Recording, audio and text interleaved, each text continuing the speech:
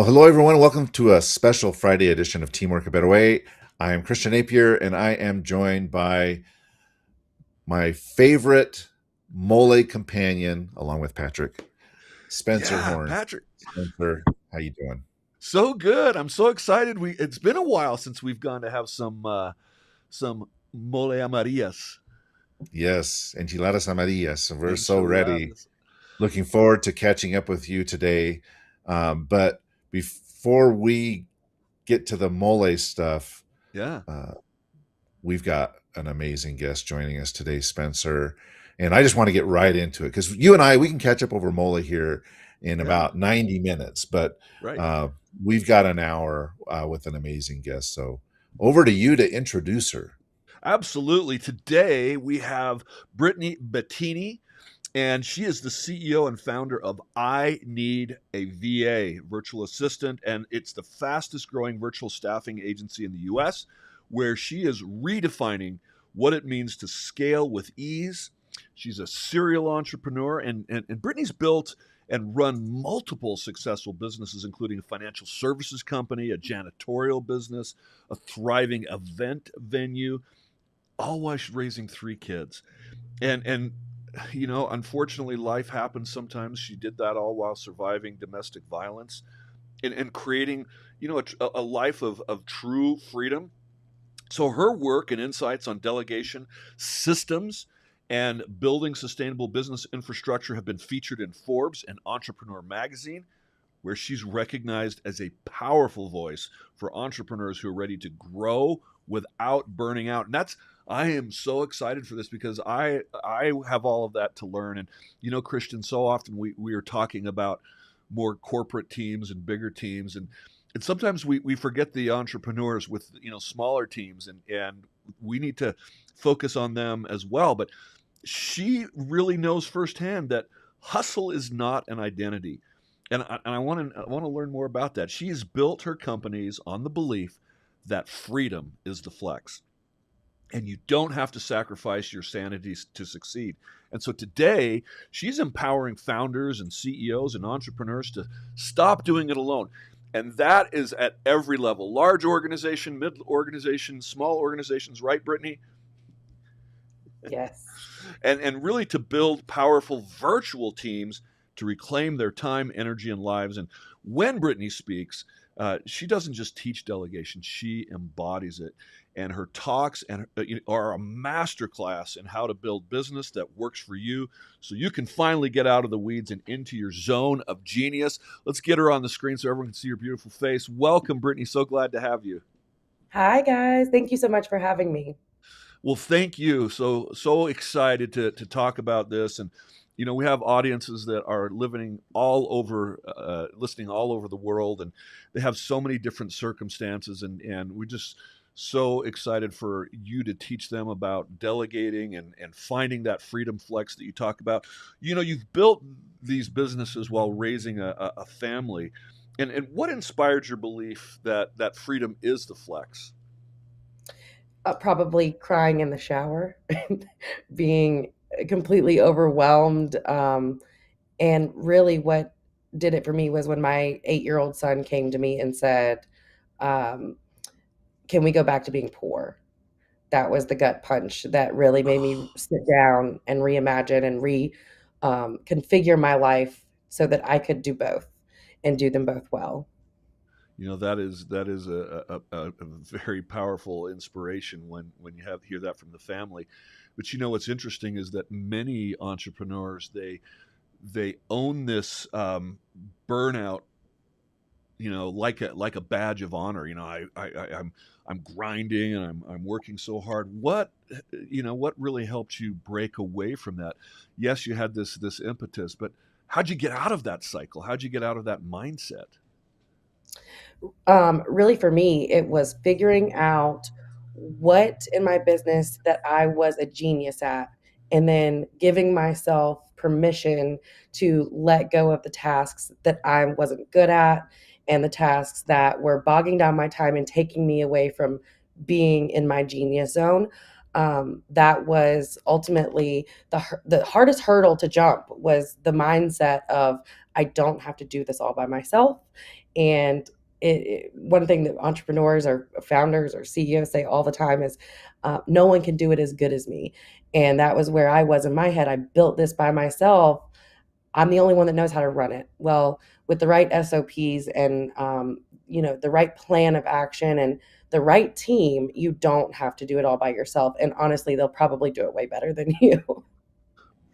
That's for So sure. one of the questions that I have, excuse me, for you, Brittany, is uh, you can kind of go on this journey of self discovery to just improve your existing businesses and finding your work life balance and finding your freedom. But what was it that kind of struck you to say, hey, rather than just use this newfound ability to, offload some of my work, get help, I'm actually going to turn that into a business myself, and I'm going to focus on that. So what kind of sparked in your brain to pivot you from just, okay, well, I'm gonna learn skills, and I'm gonna bring in a resource to help me run whether it's my janitorial business or whatever, to say, you know what, I'm actually going to turn my focus and actually turn this thing into a business.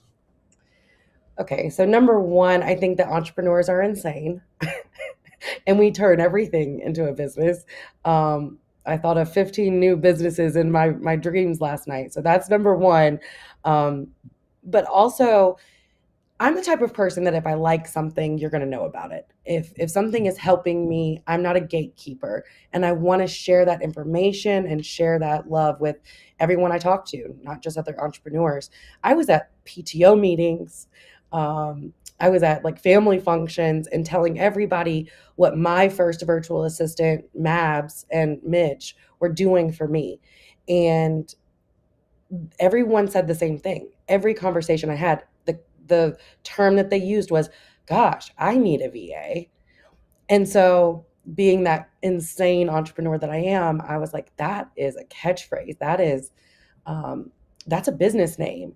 And so I searched up the trademark registry to see if it was available, and I searched up the URL and the social media handles. I was like, no one's doing this with this name yet. And I went to my VA. I was like, let's do this. Will you help me build this? And she was like, yes. So not only it wasn't just me.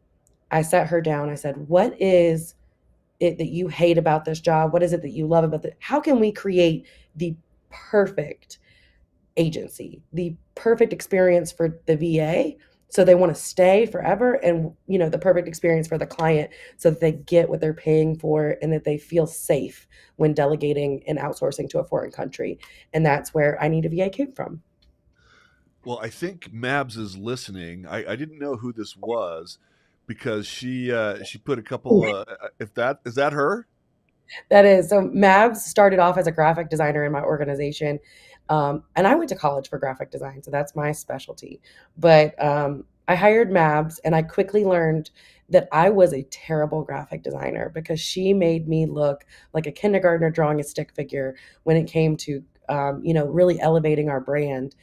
And the most beautiful thing about Mabs is how humble she is, because she immediately became a leader as the team continued to grow. Um, she immediately People were looking up to her and going to her for advice. And so when the position of chief operations officer came available, she didn't apply, and I had to literally force her. I had to threaten her. I was like, I will hire a US based COO. You will have to answer to some other American if you don't take this position. And it was honestly the best decision I've ever made in business, because she comes up with all the good ideas and just lets me look like I'm the cool person, when in reality she's the one pulling all the strings behind the scenes. That's so great. Thank you for shouting out Mabs. Now it looks like she's maybe got some kind of Eastern European name. Mabel Oh, where's is she from then? so my entire team is in the Philippines. In the Um, Philippines. Okay. yeah, so our entire outsourced business is located in the Philippines, in all different areas of the Philippines. So everybody is work from home based, Yeah. but you get to have some really great highly educated, highly Sure. skilled professionals um, at a much lower rate. A lot of what these big, huge organizations have been doing for 50 years using the BPO industry in the Philippines. I've just kind of scaled it to be able to have access for smaller companies and entrepreneurs alike. Um, and in doing so, we've taken on some big corporate clients just because we're making waves. I want to talk about that for a moment. So you've got corporate clients that are also, and I actually, I when I'm coaching executives, I am talking to them about outsourcing internationally as well. Yeah. And so, what's the biggest myth you find that founders have about delegation, especially when we're talking about outsource to, foreign workers? So a lot of the myths that I find are all in the vetting process. A lot of people are worried that they're going to be taken advantage of or that they can't trust people in a foreign country because they can't see them and touch them and feel them. But I have 55 in person employees in the US. And throughout the years of running the janitorial business and the venue and all of that, I've been taken advantage of more by Americans than I ever have Filipinos. And so the biggest myth I think is that the trust capability isn't there.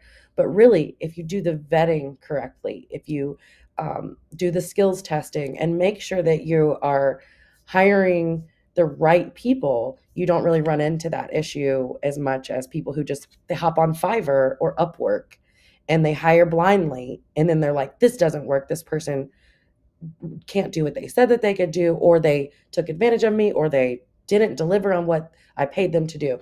And you don't run into that when you do the vetting process the way that we do. I've actually run into that with, so I have had my own virtual assistant for 5 years from the Yeah. Philippines. She's just fantastic, so trustworthy. But I also ran into that with Fiverr, where I needed an automation. You talk about systems. I Mhm. needed an automation with my CRM, and it ended up costing more, and it didn't. They said they could do it, and it didn't work, and so I'm like, wow, Right. so frustrated. So Yeah. I would love to learn more about your vetting process. I don't know if that's the direction we want to go, but I think Christian, how do you help clients delegate what they need to first? I mean, what's the first thing they need to start delegating? You talked about your genius and letting go of things that you're not good at. I assume that's different for everybody, right? I mean, how do you find that? So I actually just recently wrote a book. I wonder if I have one close by. So I wrote a book. It's called She Delegates. Um, and it's geared towards women simply because I was writing the book geared towards both men and women. And then I was preparing for a speaking engagement. And when you're on a panel somewhere, they'll send you the questions ahead of time of what they're going to ask you. And the first question on the list was, how do you juggle it all? And I just went into like this frenzy. I was like, they never ask men how they juggle it all. And so I was like, I rewrote the book in the shower in my head that day because I was like, I need to speak directly to the women about delegation because we as women really struggle to let go of things because we're trained from birth to care and take care of everyone and everything in our house and our business, or if we're working and taking care of families all at the same time. um, so I developed this life audit, and that is what I give to all founders, CEOs, high level executives who are trying to figure out what to delegate because everybody's day looks different. For me, I don't get up and run at 5 a.m. Okay. But a lot of people do. And my schedule looks different because I have kids and sporting events and stuff like that. So the life audit allows you to write down and show everything you do, not only in your business or your job, but also your day to day life. What time do you have the kids at school? What time do you have wrestling practice? All of those things are written down over a week long period. And then you go through and highlight the things that are non negotiables for you. I'm going to be in that car rider line today at 3 o'clock. Um, that's a non negotiable for me. So my entire business existence has to go around that. And my executive assistant, Nick, knows that we don't schedule anything during that time and it's blocked off. And if something gets scheduled, he knows to call and fix it before that time comes. That is the first position every high level, high achiever person who wants to run a business has to hire for first. You have to have a clipboard person. You have to have an executive assistant who can go through that life audit with you and you can start handing tasks off to them. Nick helps me with book my travel. Nick helps me calls me before my appointments because I have ADHD to remind me I have something happening in 3 minutes.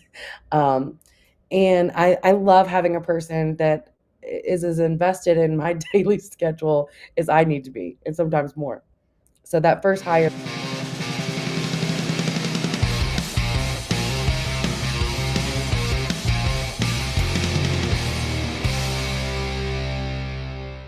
I did it. Sorry, I didn't. Yeah. That actually worked out really well. That little ad lib wasn't even needed.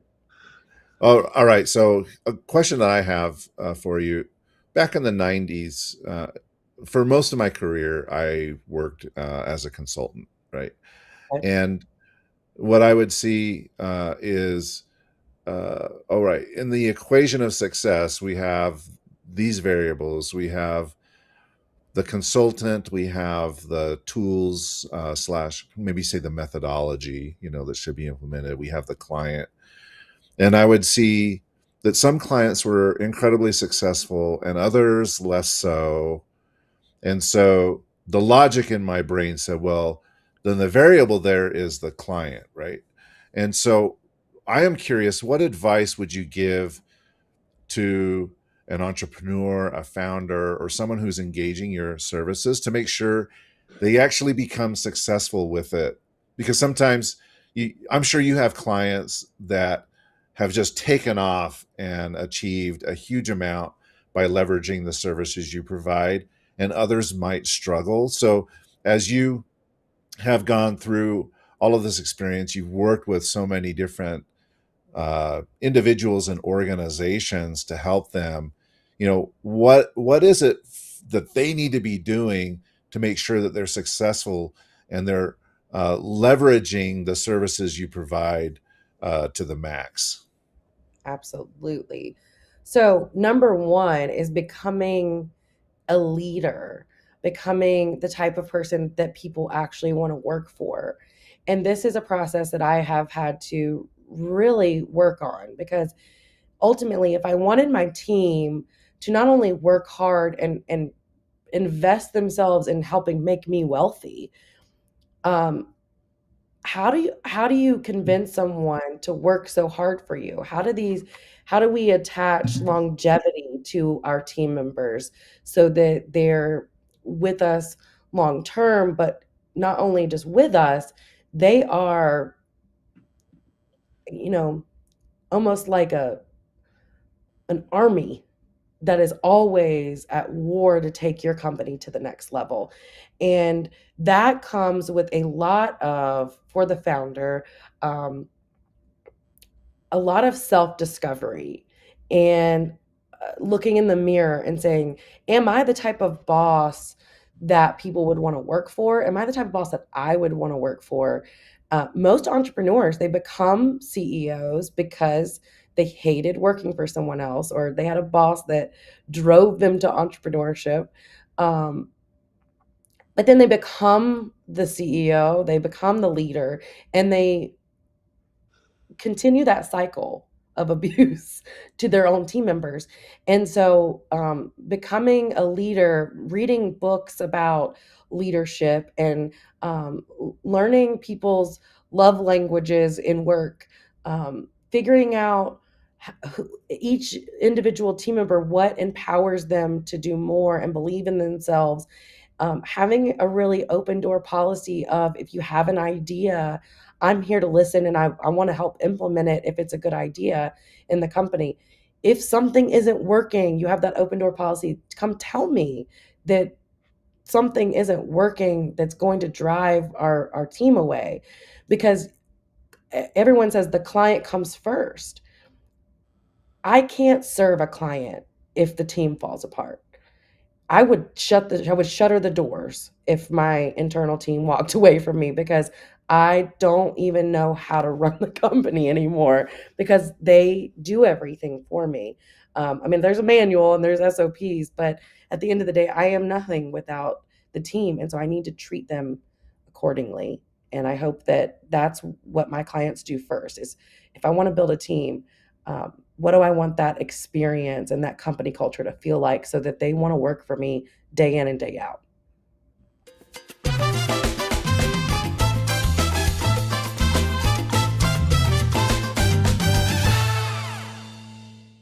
Brittany, this might be a little sensitive. My wife and I have been married for 39 years, and we actually had that same philosophy that you just talked about with your team, putting them first actually before for the clients. A lot of parents put the kids first and their Mm, relationship second, and it actually reduces your ability to care for the kids in a way. It seems counterintuitive. absolutely. So for example, whether you go to church or not, I see a lot of couples where they sit apart from each other and the kids in the middle and they play goalie. And my wife and I, we insisted we would always sit together, put the kids on either side of us. We would always try to focus on our relationship first so that we could be the best parents we could for those kids.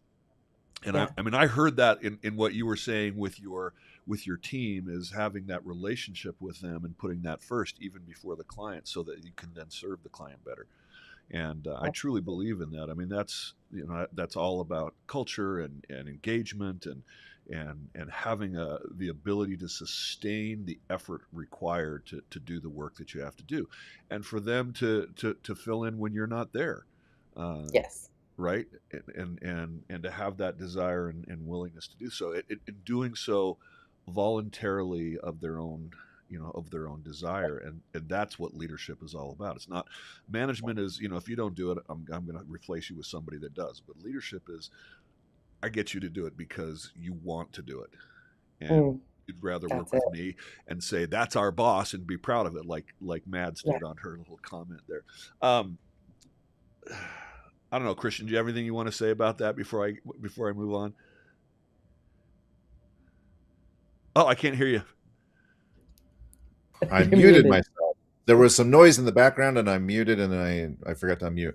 Okay, so one of the questions that I had that's kind of related to this and being leader is your organization is based far away, and I'm curious, with an organization that's pretty much virtual, like how do you actually craft and maintain a culture, a company culture, Yeah. a winning company culture, and with those kinds of uh, parameters, right? Like I'm dealing with people that are in a very different time zone. Hmm. English may not be their primary language, etc. So how is it that you've been able to actually craft this and maintain this wonderful culture that you've created? Yeah, that's a great question. I think I learned a lot about my leadership style from working in janitorial, and then carried that over to building this team. But I always just, number one, was very open with my first, 2 to 3 team members about, I wanted their input on what would make a VA stay. Um, and so the great thing about my company is you get the built-in company culture when you have RVAs through management, because everyone's invited to the company meetings, everyone comes to the weekly trainings, everyone gets to come to the Christmas party and get a gift from Big Boss Brittany, and um, we make everything fun as if we were in an office together. We just can't give each other a hug. So like we have virtual parties So you're where shipping we all stuff to the Philippines?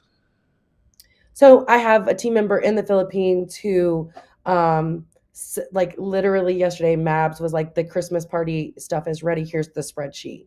And then I go through and approve what things I want to be in the Good, because giveaway. that's hard. Because I remember sending my son served a mission in the Philippines, and it was really hard for us to get packages there. Yeah. It So took they do the forever. shipping. from there to there. So like 2 or 3 days after the Christmas party, everyone will get their gifts in the mail. We send birthday cakes. This is a huge one. Like every single person on my team, on their birthday, they get pizza delivered to their house for their whole family, and they get a birthday cake that's branded. Is it difficult to find bakeries in every single little I thought province? Jollibee has bakeries. Well, I'm not sure how they do it or how they find the cakes, but someone on my team, I delegated that task. I want the cakes to look like this. I want them to have a message on top that's straight from me, that every time it's someone's birthday, like, I need your birthday message for Francis. I type out a message, send it in a chat. They send it to the baker. The cake gets delivered. I can be right there in their house with them for their birthday from all the way across the world. That's great. And it's because I'm intentional about it. Yeah. It's easy to forget someone's special moments like that. Like one of our team members had a baby. We're like, let's have a digital baby shower. Those kind of things, the fact that I think about doing that for my team is what makes them really, really loyal and just, I mean, fiercely loyal and want to help me grow this organization continuously. Yeah, man, get one of those ube birthday cakes or halo halo or something like that. Yeah. I'm actually going to the Philippines. As soon as this call is over, I have a meeting with my team to iron out all the final details. I'm going in January. Oh It'll be man, that's my fantastic.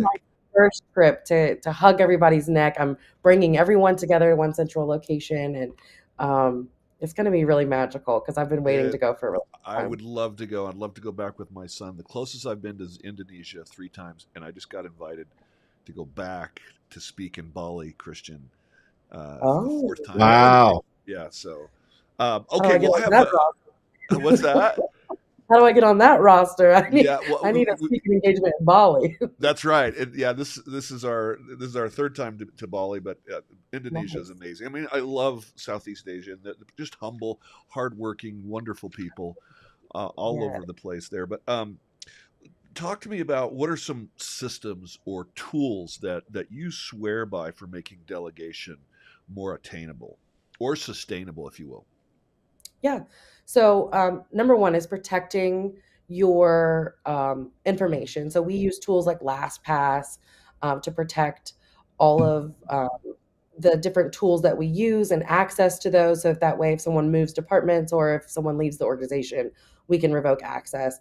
Another thing that we swear by is our Google organization. Like every single person on the team, whether they work internally or for one of our clients, has a Google email address and access to Google Docs and chat and all of things. That's how we keep in touch with everyone is Google Chat. Every department has a chat room and it keeps everything organized.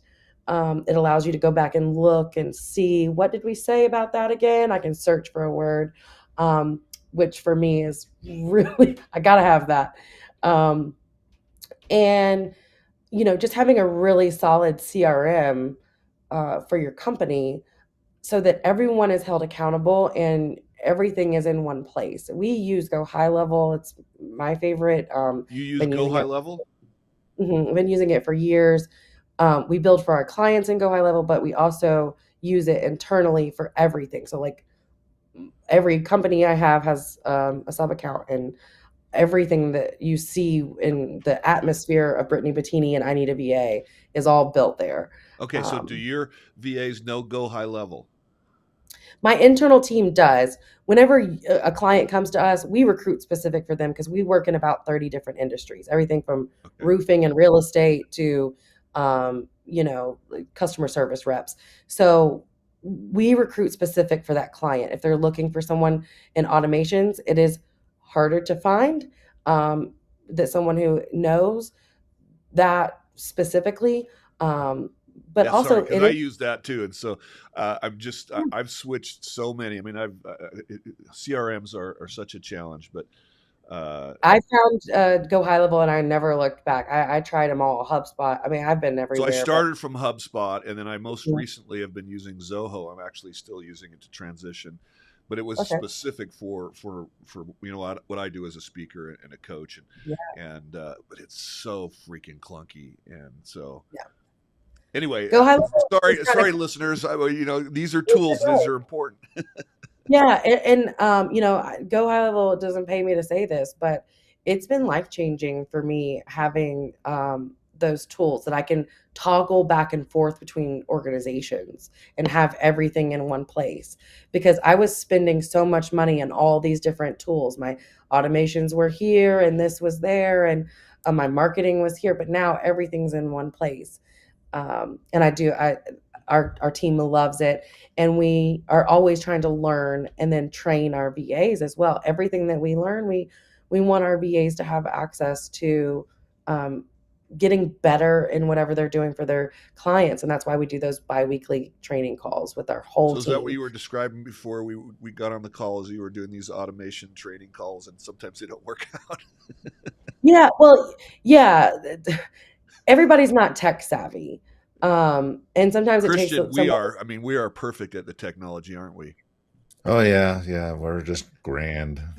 I can't even run a Zoom room by myself. I was speaking at a conference yesterday or day before yesterday in Houston, and I was trying to share my screen with the audience, and I was like, I need a VA to be here with me to do this because I can't Should have had a even think VA.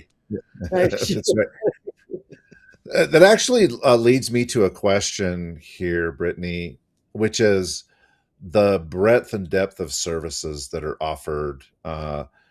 Because on the surface, when people say VA, a virtual assistant, they're like, okay, someone who maintains my calendar and books appointments and answers emails, right? But I'm guessing that you can go beyond that because there are other things that some people would want to delegate to someone else to do. So I'm curious to understand from you, like, uh, what are the range of services, and how did you kind of settle on that? Because there are some things that, like, hey, maybe we could do this, but maybe you look at it and say, well, we don't actually want to get into that particular realm because it requires a significant investment or a lot of like really deep expertise in something. So how did you go about kind of coming up with the menu of services that you can provide clients? So really, our menu is very very slim. Even though we serve so many different industries, we don't advertise necessarily that we service that industry. What we advertise is delegation as a lifestyle. For me, I've taken delegation so far that people think it's like a joke almost because every single department in my business is a Filipino VA. Marketing, research, customer care, recruitment, HR, um, security. I mean, I am the only US based employee of I Need a VA. And my only job at the company is what we're doing here today. So my job is to go and speak at conferences, to do guest coaching inside of other people's coaching programs, and to be on podcasts. And that's what my genius is. That's what I love to do. I love talking to entrepreneurs, and I love talking about this amazing business that we've built together. Everything else is you don't want me doing it. You don't want me doing bookkeeping, right? So we can hire a bookkeeper for you. We can hire this. And the way that we do that, the way that we've been able to be in so many different places at once is because the more expertise, the more it will cost you, right? So it's not just like one flat fee and you can get anybody. But also, we recruit specifically for each client. So it's not like we have a bunch of VAs sitting around and we just plug one in and say good luck. When you come to us, you tell us what it is that you're looking to delegate, what skills you want them to have, and what software systems that you want them to be proficient in. And we do our very best to find the best 3 to 5 candidates out of hundreds and hundreds of applications that we get every day, and put them in front of you. We vet them. We put them through multiple interviews. They go through a week-long training. So if you were to come to me for a service, it's about 2 to 3 weeks before you actually get to meet any candidates we have for you, because it's such a um, in-depth process of we're finding that person for you. We're acting as a headhunter for you. So instead of those VAs actually work for the client and not for you. they work for the client, and we act as a kind of a conduit in between. If you we have two options. So you can do a direct hire where we act as a headhunter and then they go work for you directly, or we have our management service where we act as a headhunter, but then once you pick a VA, we're monitoring them to make sure you're getting what you're paying for. We are offering ongoing training.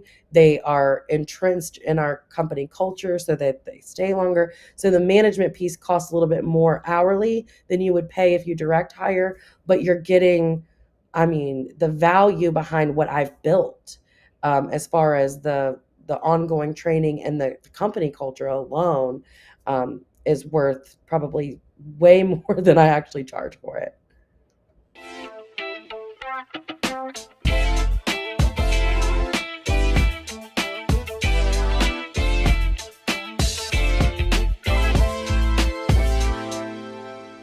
So you do a lot of speaking. Are you familiar with the National Speakers Association? I have I kind of fell into speaking.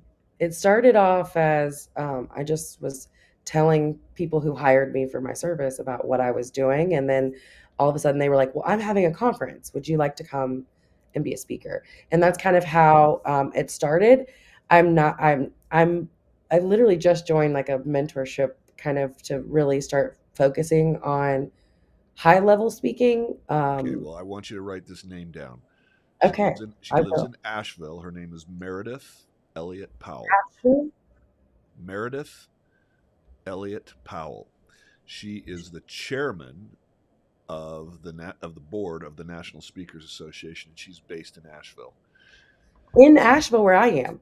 Yeah, she's in Asheville, and she's been on our show before, Oh, and she is the chairman of the entire organization. She is absolutely brilliant, incredible speaker, lovely person. There's a lot of you've got John Long Jr., who is the president of the North Carolina National Speakers Association. Good friends of mine. You need to just look them up, but nice. Yeah. reach out on maybe on LinkedIn to Meredith Elliott Powell. Tell her I said to say hey, and then Yeah. I'll give you some other contacts if you want.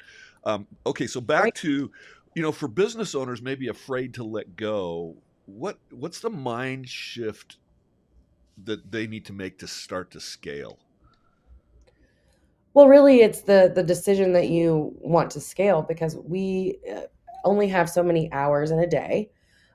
Me personally, if I were doing this by myself without a team, I could probably take 2 to 3 new clients a month. So in order for me to scale, I have to multiply myself. So that mind shift that you have to do is I am willing to take everything that's inside of my brain of how I do this thing, and I'm willing to break it down into departments, and I'm willing to let someone else give it a try. And once you make the decision, I'm going to let someone else do this, then really sitting down and helping them develop out an SOP so that you never have to train the next person when the organization continues to grow. And ultimately, I started with one VA, then we went to 3 VAs, and then we had 5, and then we had 7 and 10, and now I think we're at like 18 internal team members, and that's all from every time someone got a little overwhelmed, we're like, okay, let's tighten the SOP and let's bring in another person to help you there. Um, so that mind shift you have to go through is I am willing to share this knowledge with someone and trust that they will help me continue to grow my organization. But you have to just be like, I believe that I run, and this is what I say when I'm on stage at every conference, you are the CEO of a multi-million-dollar corporation. And I'm talking to a room of maybe brand new startup entrepreneurs. That's the mindset you have to have. How do you grow and scale a business to a multi-million dollar or multi-billion dollar corporation is you believe that that is what you are, and you build the way that they do, you mimic the way that they move, you create the organizational chart that looks like, okay, that's what the my competition that is making millions of dollars looks like. They have this, they have that, they have a marketing team, they have this. They're not doing it by themselves. Yeah, but So for yes, but that's still hard for some of those smaller entrepreneurs, solopreneurs, because it's like I can be so much more efficient if I just do it myself. But if I let go and have somebody else do it, not only do I have to pay them, but I have to train them to do it. And that's going to cost me even more. And how can I afford that? How can you afford not to? Yeah. How can you afford not to when your hour is worth a So hundred dollars? that's what you need to say. So What is your categorize hour? everything you do and put a dollar value next to everything that you do. And for example, you speaking, what's the value return on your time compared to Right. the administrative tasks dollar value, right? If I were to sit down and 5 years ago, having 20 hours of my week back to do income generating activities instead of trying to figure out how to do bookkeeping because I have dyslexia. Like, you don't want me doing bookkeeping. I'm going to prison. The FBI will be here to be like, why are you taking care of this? So for me, getting that time back isn't just about um, how much more money I can make, because that's great. But like now I'm actually doing what I'm supposed to be doing. So many people start businesses from a hobby. I always like to use pottery for an example now, because now that I'm so delegated, I'm on this whole bucket list thing. And so I've been doing pottery. A person starts doing pottery, they fall in love with it. They find out, oh my God, I can do this every day for the rest of my life. And someone will pay me to make pottery, and I don't have to have a real job. And so they start a pottery business, and then they have to be the bookkeeper and marketing, and they have to pack boxes and ship pottery, and they have to, go to shows and show the pottery. And now they hate pottery. Solopreneurs end up hating their business to the point, like I said, they're crying in the shower and they're ready to go back to corporate America because they won't delegate. You can't afford not to delegate. Amen. Yeah, amen. One question I've got for you, Brittany, is coming back to the technology side of things. So, 3 years ago, Chat GPT became a thing, and everybody's talking about AI these days. And I'm curious to get your thoughts on AI, its potential benefit in your organization, but also maybe some of the pitfalls you're seeing with clients as they're like, oh, well, I can just have AI do this or that or whatever. What are you seeing in the emerging technologies that have come out in the last couple of years related to AI and their potential impact? Yeah, this is my favorite question. And everyone always asks me about AI because, will VAs become redundant because now we can just have a robot do it? Um, and I utilize AI not only in my business as far as like the actual operation of the business, but also we are always, from day one when ChatGPT became a thing that everyone was talking about, we started training our team on AI tools, um, because someone has to tell AI what to do, right? Someone has to operate and manage and make sure that those automations and AIs aren't broken. And that should be a team member that you have. Um, it should make your graphic designer's job faster and easier, but it shouldn't mean that you again become, I need to get rid of my graphic designer so I can be an AI operator masked as a graphic designer now. You don't want to give that job back to you because now you have to be the one to tell AI what to do. Also, we're never going to be able to completely replace human interaction, and if we do, I don't want to live in that world anyway. I want my clients to want their clients to talk to a human on the other side of the phone when they need to. Because if you call my phones after hours, an AI agent will answer the phone, and you can ask her, oh my gosh, tell me all about your CEO, Brittany. And she'll tell you how pretty I am and how nice I am and how great I am. And she's been trained to know everything about our company so that after hours, people can get the information that they need. But during the time that my business is open and you call, someone sweet and kind and with empathy and a heart and a soul is going to answer the phone and talk to you human to human. And I want to live in that world, and I want to have clients who want their businesses to run like that. Um, if you want to AI automate your entire business, you can do that. But for me and my clients, we are going to stick with the humans.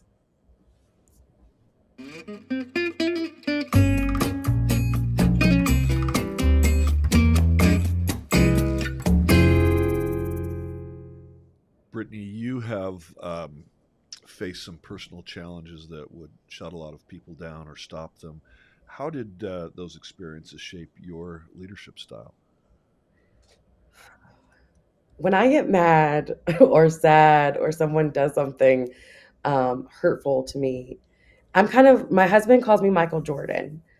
And Michael Jordan used to think of reasons to be upset because it was so motivating to him. And so, honestly, I struggle more when life is good. When everything is calm and everything is going well, I am like, oh, I don't really want to do anything today. I don't have the motivation. So for me, it was like this driving force of I can prove this person who said I was never going to survive without them wrong, um, as a mother, as a entrepreneur, as just somebody who can take care of herself. Really, the driving force between all of my business was that I wanted to be self-sufficient and not be at a food pantry with my kids. When I left that domestic violence situation, I couldn't afford to feed my kids. I was on food stamps. I was at a food pantry. I lost my home. I was in just absolute disrepair financially. And so for me, building businesses became a security blanket that I would never have to depend on another person for basic human necessities, but also it felt good. It felt good to win. And so, I am different from a lot of people. A lot of people would have just kind of laid down and been like, you know what? This is too much. I can't take it. For me, the adversity was the driving force behind most of my success.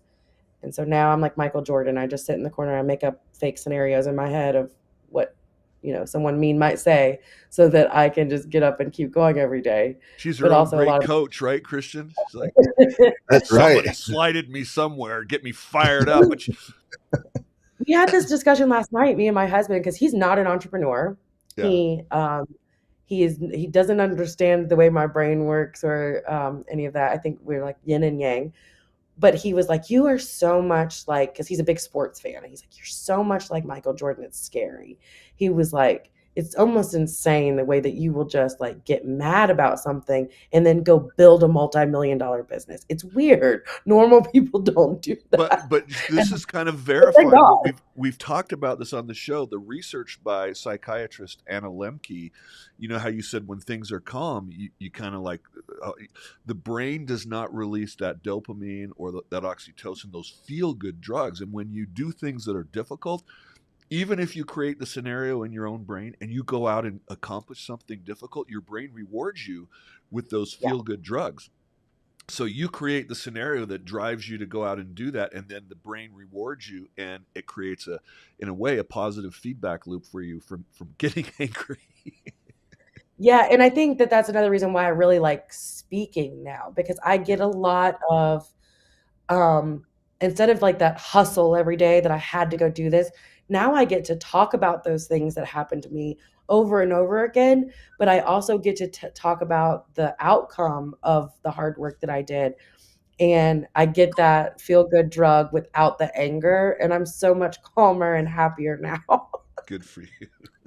Yeah. I've got one more question, and then Spencer, do you have lightning round I questions? do. Yeah, yeah. Okay, so I want to make sure we leave enough time for that. So my question is around the timing of engaging a service like yours. So you mentioned the pottery person, right? So the pottery person has the idea that she likes making pottery and then realizes, oh, I can sell the pottery, and then starts to build a business, then gets in a situation where he or she is overwhelmed and then they hate the thing that they do. Uh, and it sounds to me like in many cases, engaging with I need a VA or a virtual assistant service is kind of a reactive thing. Like I've hit a Mhm. place where I'm like, I can't do this anymore and I need help. But if I wanted to be proactive and I Yeah. am looking to start a business and I'm going to go on Disrupt this yourself. journey, like, when is the right time? Let's say I am planning to start a business. I haven't even started yet. It's an idea in my head, right? When is the right time in that process of building this business to say, go from doing everything myself to, you know what, engaging the service? I'm guessing it's probably earlier than most people think, Sooner than right? later. Because right, Yeah. right. So when is that inflection point where you would recommend people who are contemplating, because I know we have a lot of listeners that are probably in the corporate space who would like to do their own thing, and they're planning, they're kind of scheming in their brain, like, I want to do this and I want it to be successful. I don't want to get to the point like the pottery person where they hate something and then, just for their own sanity is engaging a service. Yeah. Proactively, I want to plan this out. When is the right time to actually engage your service? If I could go back and start from the moment I was sitting on my couch trying to decide if I wanted to start a business, and I had $200 in my pocket, and I had to choose between paying myself or hiring a team member, I would have hired them before I had a website, would have hired them before I had a logo. Because not only are they going to help me develop all of that, I'm going to have a cheerleader on all those hard days in the beginning that I wish I would have had, because most entrepreneurs almost quit over and over in just the first 6 months because it is very difficult to get something off the ground. Having a team member, whether it's in person or virtual or whatever, will push you every single day when they clock in at 9 a.m. and they're like, "Good morning, Miss Brittany. What will we be doing today?" I'm like, "Oh my God, I got to get up and work on this business I'm creating," because they're here and they're working on this business I'm creating. And they can help me bounce ideas. They can help me build the website. If I could go back, I would have hired someone before I ever paid myself. That is when I would do it. Yes, a lot of people come to me when they're already burnt out, but my ideal client is like, I have funding, I have an idea, and I need someone to help me execute. And that's my ideal client.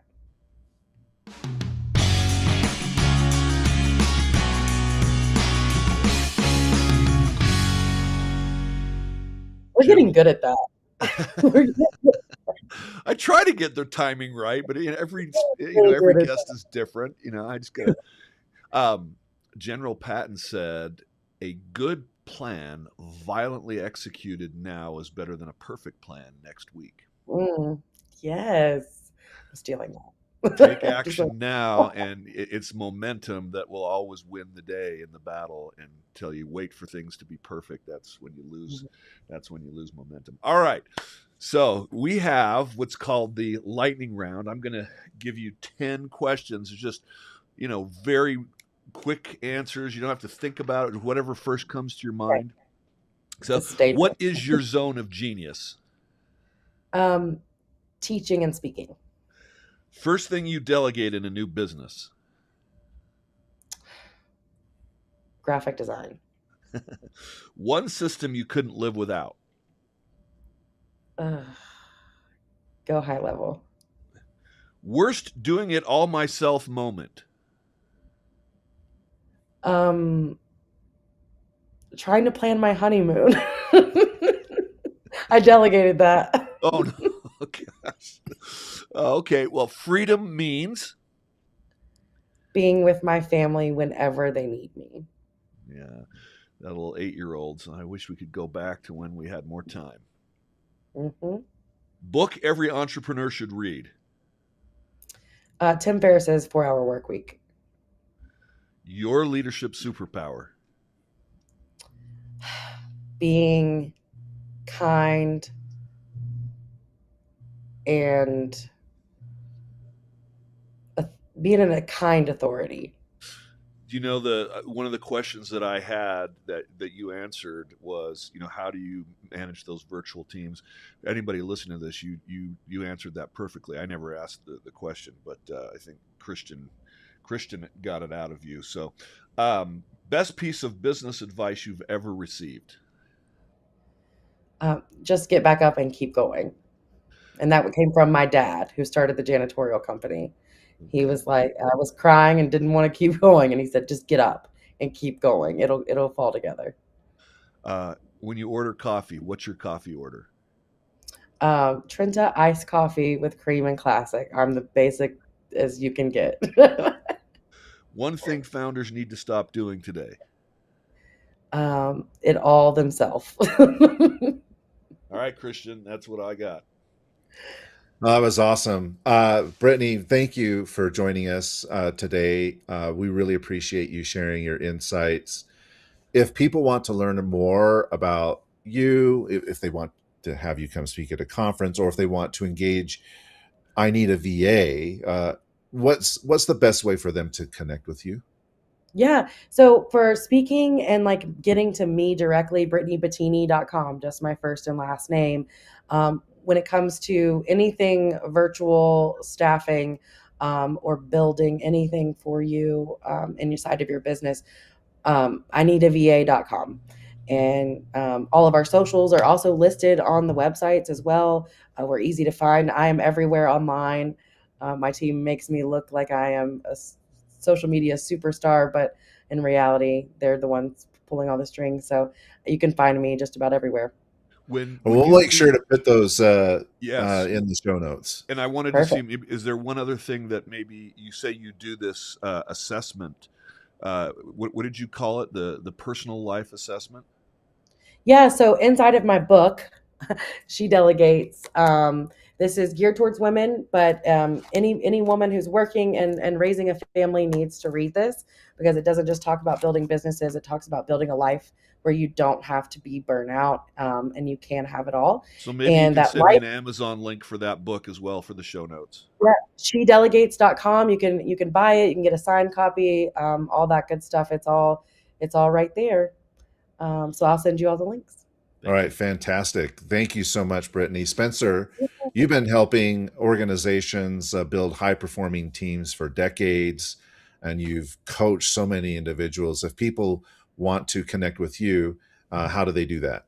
Favorite place, LinkedIn. Just message me there. I get messages every day, and I love chatting with people there. That's a great way to get a hold of me. And same as you, Christian.